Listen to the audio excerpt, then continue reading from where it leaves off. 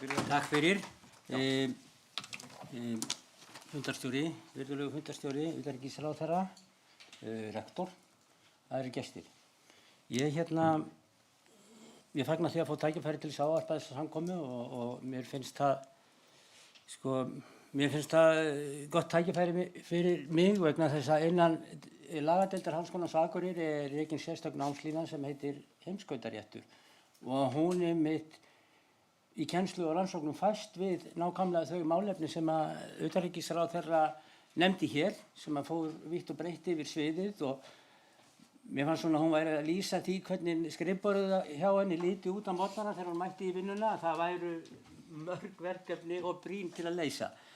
Ég ætla aðeins að róa þetta niður með því að taka hérna eitt atriði út úr þessari sögu sem þetta svolítið sögulegt hjá mér, því ég get nú ekki kannski gert tilkall til þess að teljast beinlínis sérfræðingur í norðurskautsmálum eða norðurslóðamálefnum, en ég ætla að fara aðeins yfir varnarsamninginn sem auðvitað eitt af því sem að utanríkisráðherra nefndi hér áðan sem pínlítið í uppnámi og ég ætla aðeins að skýra það út fyrir ykkur, en ég ætla líka að nota tækifæri svona til þess að hita okkur upp fyrir það sem að framundan að fara aðeins í söguna á bakvið þetta. Og við auðvitað það eru ýmsar ástæður fyrir því sem að utanríkisráðherra nefndi fyrir því að athyglin að beinast að norðurslóðum. En svona síðustu vikurnar eða mánuðina getur maður sagt að sérstakur áhugi Trumps forseta Bandaríkjanna setji fókusinn á norðurslóður, einkum vegna þessa áhuga hans á Grænlandi. Og ég bara ræði upp mynd af þessu hvernig þetta lítur út. Þá ég nú ekki að segja ykkur neinn lítið undir, þetta búið að vera lengi svona. Íslandi í nálægð við Grænland og ef við horfum á stöðu ríkjanna á norðurslóðum, þá hún auðvitað umsömd lík annað ólík. Og þá það sérstaklega vesturströnd Grænland sem liggur að flóanum og þetta svæði sem að kannski snertir okkur ekki svo mikið, en annað gegnur auðvitað hér. Þetta þýðir það að þegar að aðstoðarmenn Trumps forseta fara að sýna honum kortið til þess að skýra út fyrir honum hvar Grænland í heiminum, þá mun hann sjálfsagt sjá Ísland hér. Og þá gæti áhugans, fyrirgefið, ég þarf að halda með mikrofónin, já, mjög erfitt með það, en gott að fá áminningu um það. En þá mun hann vantarlega átt að sjá því að Ísland liggur þarna alveg við og kynni þá að fara að hafa áhuga fyrir því.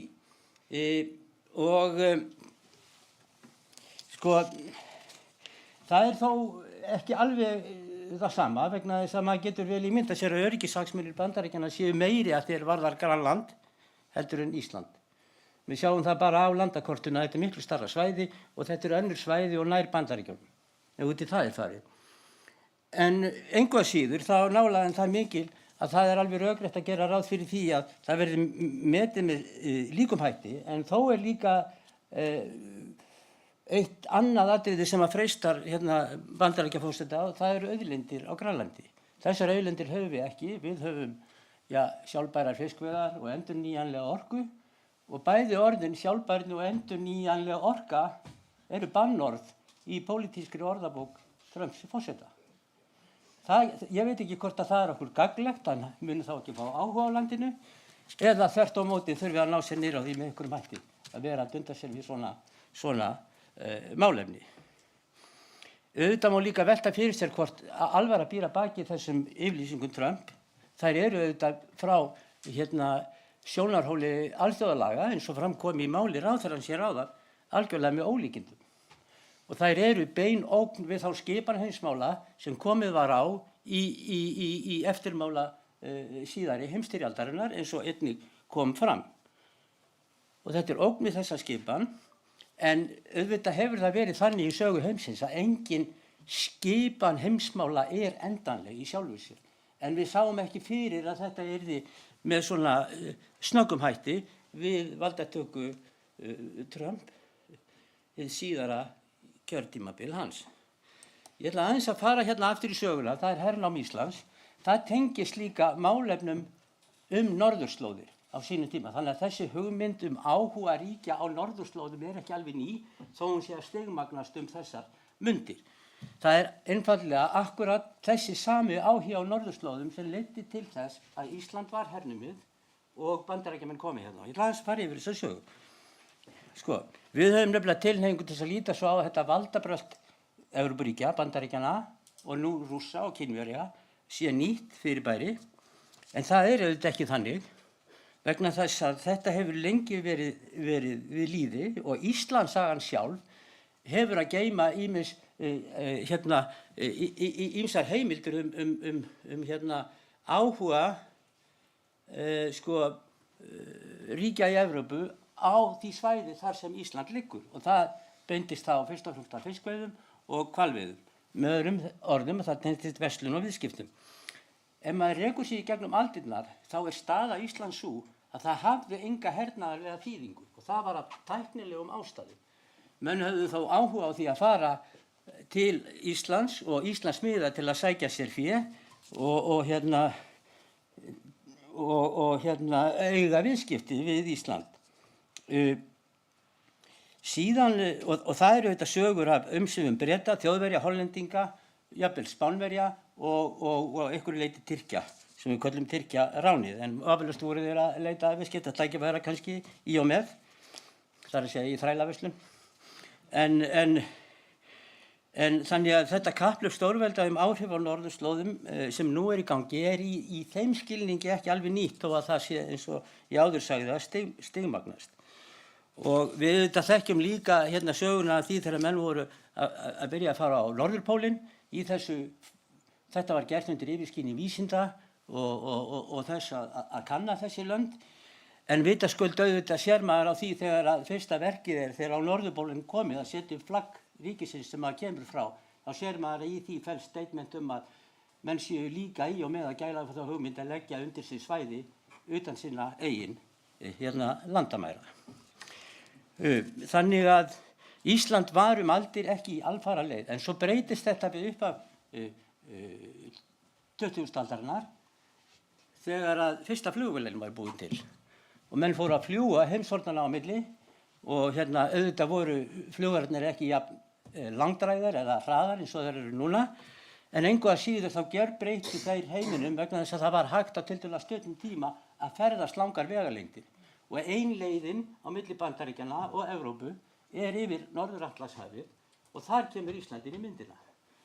Ísland verður fljótlega mikilvæg miðstöð fyrir sem sagt flugumferð, ekki kannski eina, en hún verður engu að síður mikilvæg þar sem ekki hægt að fljúga í einum rykk á milli Ameríku og Evrópu, heldur þarf að stoppa einhvers staðar á leiðinu og taka eldsneyti og svo framvegis. Og smátt aukast siglingar með stærri skipum og geta þeirra til að sigla langar leiðir og svo framvegis. Við þetta verða siglingar Norður-Atlantshafið tíðari og lega Íslands verður mikilvægari. Svo gerast þetta þegar eftir kosningarnar í Þýskalandi 1933 að Þjóðverjar, að nasistar komast til valda, eins og menn þekkja.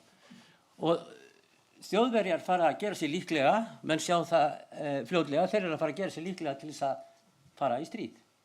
Og ófriðar og magna ófriðar bálið skulum við segja. Og og þeir fara að koma til Íslands. Þjóðverjar fara að koma til Íslands, ég held þetta sé nú það sem heitir svona deep fake mynd, vegna þess að Hitler að labba á Þingvöllum. Og ásamt, já, það er erfitt að sjá hverjir þetta eru, kannski Himmler, jafnvel, eða hann var nú þetta með gleru, en ég ekki alveg veist hverjir þetta eru, en þetta eru ekki menn sem þú vilt fá í heimsókn, það er alveg á hreinu. Þetta til þess að tákna það að umsvifu áhugi Þjóðverja á Íslandi fóru að aukast og þeir fóru að koma hér í vaxandi mæli til þess að stunda vísindarannsóknir eða undir yfirskini slíkra rannsókna og svona kortleggja aðstæður á Íslandi. Bretar risu þá upp á afturfæturnar og sögðu hingað og ekki lengra. Ísland á okkar áhrifasvæði. Og þeim líkaði þetta alls ekki. Þeim stóð ógnað þessi bauki Þjóðverja sem voru farnir að senda herskip sem voru á sveimi í kringum landið. Þjóðverjar voru í vaxandi mæli farnir að stunda fiskveiðar á Íslandsmiðum og svona áhugi Þjóðverja á Íslandi að aukast mikið í óþökk Breta sem töldu Ísland vera á sínu áhrifasvæði eins og þeir höfðu lengi gert í gegnum söguna.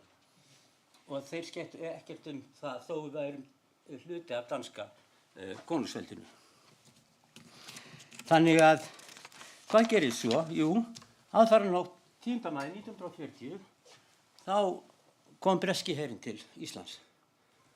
Og hér mynd þar sem að þessi litli hópur, þetta nú ekki ógnvænlegur her að sjá á þessari mynd, skulum við segja. En Bretar voru mjög illa undirbúnir undir stríðið, en þeir ákváðu að fara til Íslands og hernema Ísland 10. maí 1940, sem var þá 4 vikum eftir að Þjóðverjar höfðu gert innrás í Danmörku og Noreg 9. apríl sama ár. Og það kom nú í ljós fljótlega að Bretar höfðu ekki kannski alveg burði til þess að gera þetta almennilega. Það fóru ýmsar sögur af því sem að reyðu frá foreldrum sínum að þeir hefðu verið með byssur sem að, bara svona plattbyssur eða nánast leikvangabissur og svo framvegis sem að áttu að vera svona ógn við Þjóðverji ef þeir færu að fljúga yfir og svona skoða það hvað Bretar og Íslendingar hefðu sér til varnar og svo framvegis. En allt það, þá á árinu 1941, þá tekur Roosevelt Bandaríkjaforseti þá ákvörðun að Bandaríkjamenn skuli taka að sér hervörslu á Íslandi og leysa breska herinn af hólmi. Og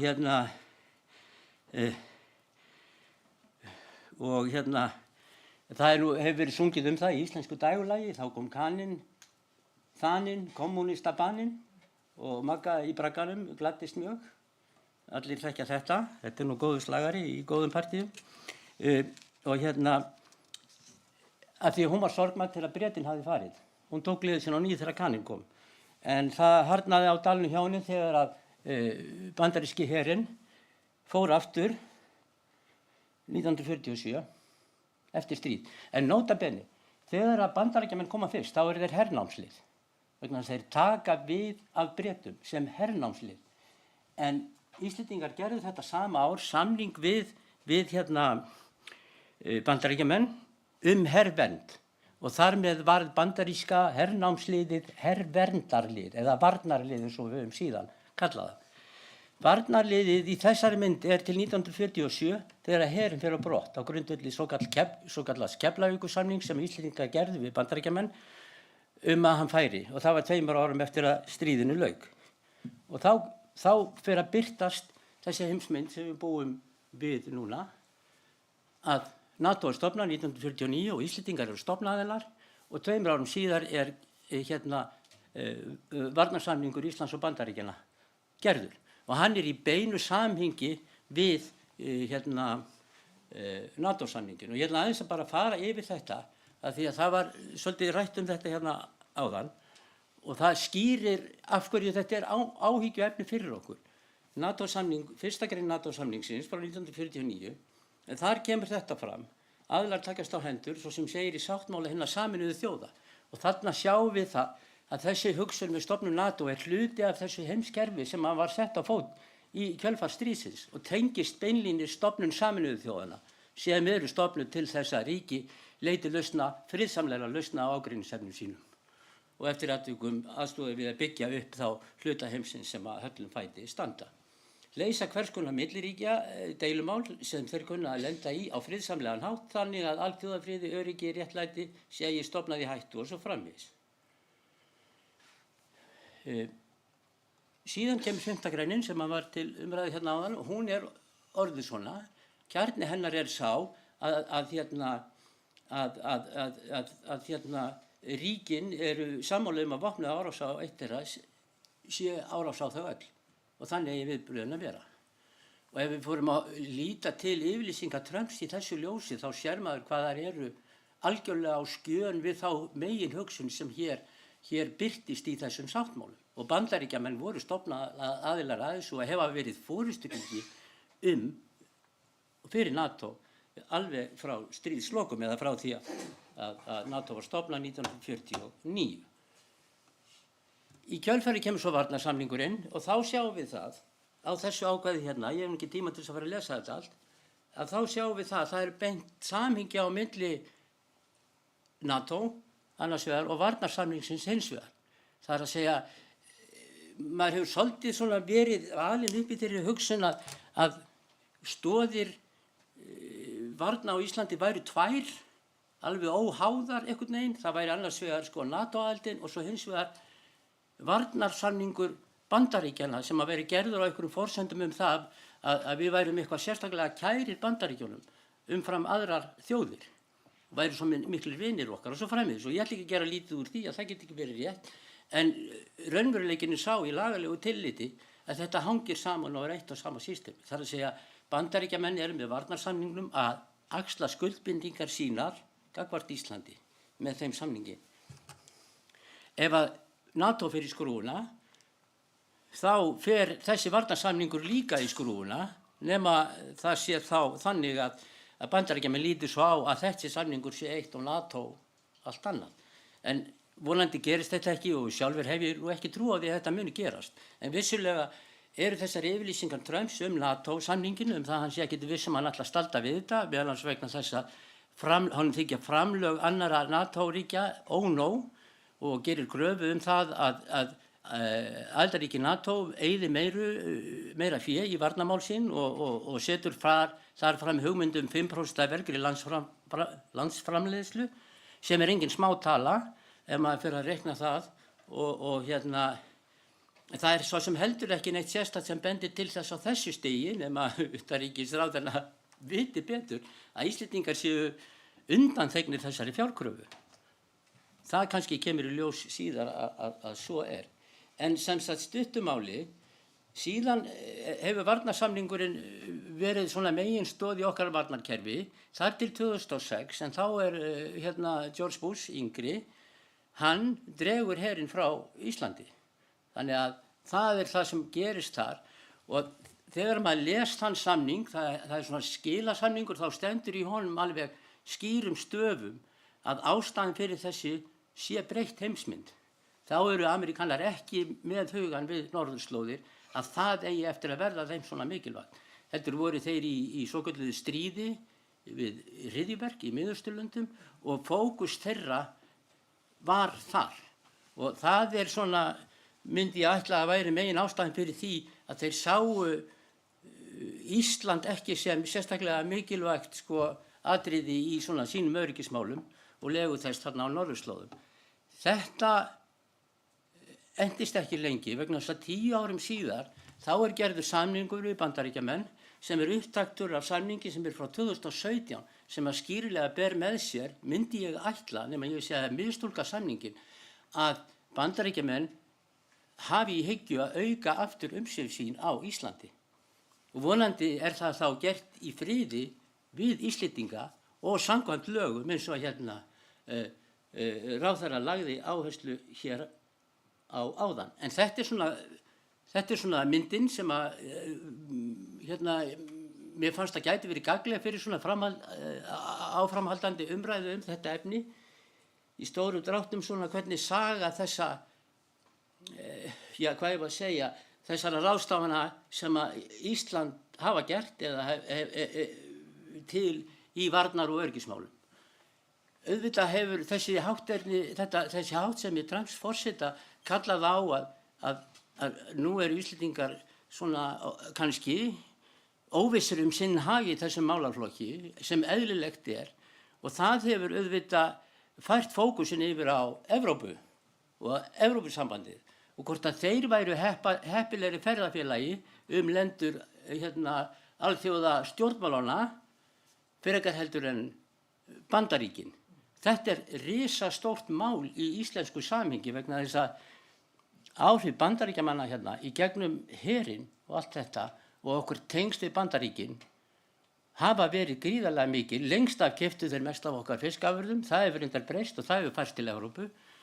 En engu að síður ef þessi fókus á að færast til, þá það grundvallarbreyting á íslenskri utanríkispólitík og færi beint í sögubækurnar. Ég vona að þetta hafi svona hjálpað ykkur til þess að fá yfirlit yfir þessi mál og þetta gagnist í frekari umræðum hér í dag. Þakka ykkur kærlega fyrir áheyrnina.